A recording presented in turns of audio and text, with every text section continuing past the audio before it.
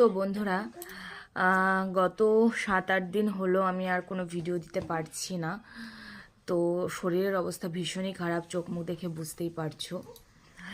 আর আমি খুব তাড়াতাড়ি, মানে খুবই তাড়াতাড়ি তোমাদের সাথে সেই ব্যাপারটা শেয়ার করব, যে কেন, কি ব্যাপার, কি না, সবটাই শেয়ার করব। এখন আমি এই যে শাশুড়ি মা সাবুর খিচুড়ি করেছিল আজকে, যেহেতু একাদশী, সেটা একটু দিয়েছিল, আমি খেলাম।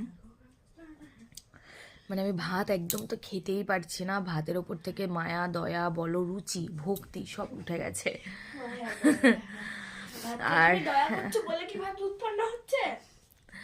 আর মানে সবসময় মনে হচ্ছে মানে একটু পেয়ারা, একটু মানে ফল, এইসব ঠিক আছে, কিন্তু ভাত আমার দেখতে মন চাইছে না, একদম মন চাইছে না। বাইরের খাবার খাবে, ভাত না। বাইরের খাবারও ঠিক নয়।